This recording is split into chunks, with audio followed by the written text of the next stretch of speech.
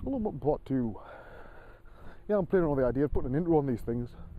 There's lots of people have doing these video blogs have a little video intro, you know. I can't use a Mudbox Hub one, obviously, because there's nothing to do with that. This is effectively my video diary, alright? It's just whatever's in falls up my fucking brain at the time. But yeah, I realised that whole cutting out thing, I was just thinking about it, I thought, well, that could come over wrong, but hopefully you see what I mean. That there will always be guys who will swear blind they know what they're talking about or trying to bluff themselves. One guy from a production company told me about a producer at the BBC. He said, you know, I know fuck all about production or sort of film editing or anything of this shit. I've been freewheeling it for 20 years, and that's the sort of thing you see. Not everybody is Quentin Tarantino, not everybody is Steven Spielberg, but I'm a big believer. Know thy limitations and acknowledge them, right? And work around them, right? We've all got all limitations. Don't pretend you're perfect. I'm not fucking perfect, you know. But so that's the way I meant it, right? Hopefully it comes across like that, because I don't very well you fucking say it. But still think you behave like a complete dick, right? But yeah, I think one thing that pissed me off the most was, you know, it was sort of like time I was having dinner, and I'm going through a few of my images that I, you know, sort out to put on the gallery. And I brought up one of them, you know, the alien head, which is a very nice render, that one. Even if I do say so myself. And he pops over his shoulder and he's asking who did it, right? And I'm like, oh, that's one of mine. I showed a few other ones. Oh, so you can model them? And I'm like, fucking yeah. Bearing in mind I've taught 3/4 of the fucking industry at one time or another, over videos or live. Yeah, I do know what I'm talking about, you know. It pisses me off when people say shit like that. But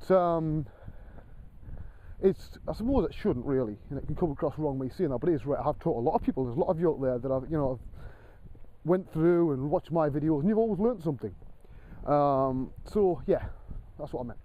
Don't mean in a big-headed way. But yeah, so how's the on-demand streaming service on Mudbox Hub going? Actually, not bad. I think people think there's a con in it, right? There's not, right? $15 a month, less than 3 packets of these things, right? I'm guaranteed an hour a week. I'm putting more of that. Over the last 48 hours, I've put up, by the time I get back, it'll be not for 4 hours, in 40 hours. The reason for that was, although the host they were using for video is the same one as used by YouTube and Vimeo and people like that, right? Behind the scenes, they are slow as fuck. And I do mean they are slow as fuck, the encoding. And it was taking a week and a half. And of course, it was getting to the point, about a week ago, people are thinking, where's the videos? You said it was going to be a video. And I was like, look, it'll be worth the wait, don't worry. And it is. So I've put up Old Wave 2, you know, unseen by human eyes. That was down to the fact that the person who was running the area at the time had a major hissy fit when Mudbox Hub first opened and threatened to end my career. And I wasn't really impressed with it. I said, fine, whatever. You know, mainly as I was putting more videos up on this area at the time than anybody else and getting massive hits. So it was a bit of a wrench for them. So, although they had the videos for the rest of Wave 2, they never put them up. I'm like, fair enough, okay. Not my problem. But it's been sitting on my drive ever since. So I've redone the soundtrack and edited the bits out that don't make sense now, or that I've already released things that do better.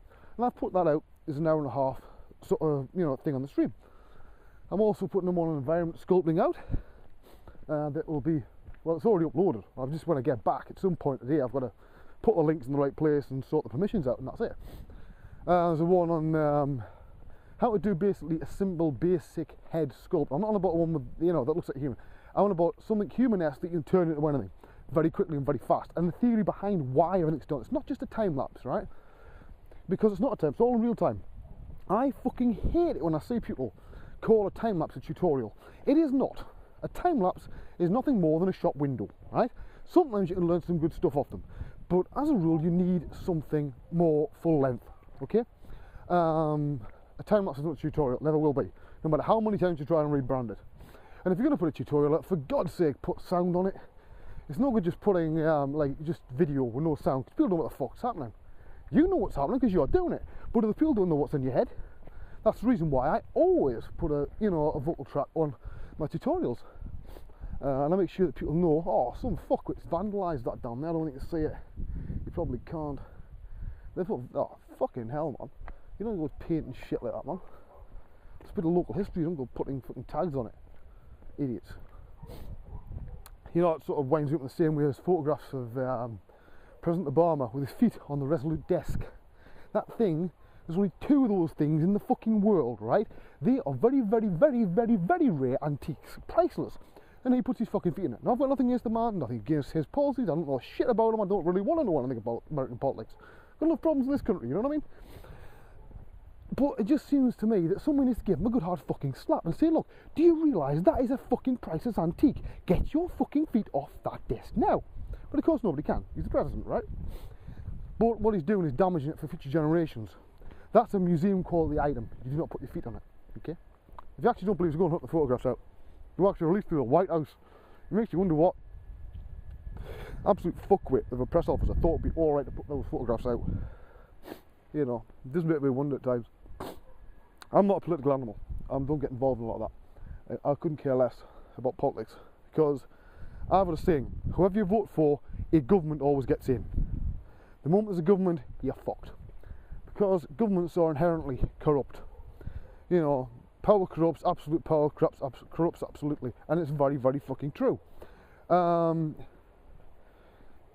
You've got to, in life, you've always got to watch. If you have any element of power, that you're not abusing that power. Now the hub does very well, and I'm sort of, you know, so I suppose you could say a bit of a big wheel in the whole Mudbox community. It'd be very easy to abuse that. I don't. I take it very serious, and I realise that if I turn the wrong way, it can cause a lot of shit for a lot of people. That's not what I do. I'm not interested in that. I'm not interested in, to be honest, in being top dog. I couldn't give a shit. I do what I do, right? Everything else is a side effect of that.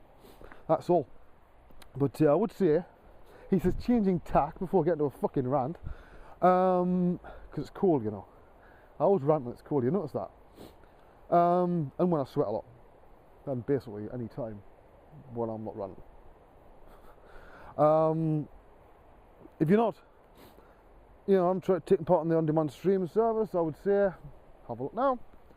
Because, bear in mind, he says trying to open a bottle of Coke with one hand, that if there is a sudden surge of interest in people subscribing for a month only and downloading everything, you know who you are, especially after the next Mudbox release, which I've got a little feeling, whenever it is, because they don't tell me the release dates, right? I don't know until about 40 hours beforehand, sometimes a week. I have a feeling there's going to be an upsurge in interest. That's all I'm saying. There's going to be a number of surprises. Oh yes, including some not even the beta testers know about. I found out one last night, and I was, ooh, that's seriously fucking nice. Yes, that's, oh yes, this is very interesting. I can see a number of programs ripping this idea off. But anyway, enough said. I shouldn't really be mentioning that anyway. But I'm not talking it up, you'll either use it or you won't, you know what I mean? But I always said, use what's best for you. What works best, what feels best, and what other feature sets you need. You know, I've heard people say that Mudbox can't be used for hard surface sculpting. Bullshit, of course it can. You've just got to have very good brush control. Now granted, it's not as easy to do hard surface as it would be in ZBrush with the new tools.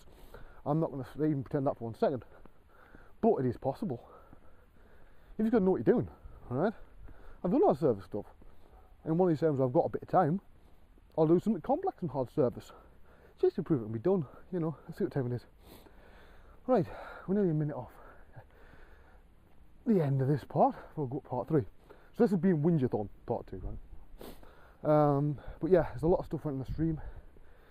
It's been a busy time, a few things to go up yet. I might be getting the videos from Rotterdam, which I'll tell you about in the next part, which may also be seeing the light of day, I don't know. I'll see you in part 3.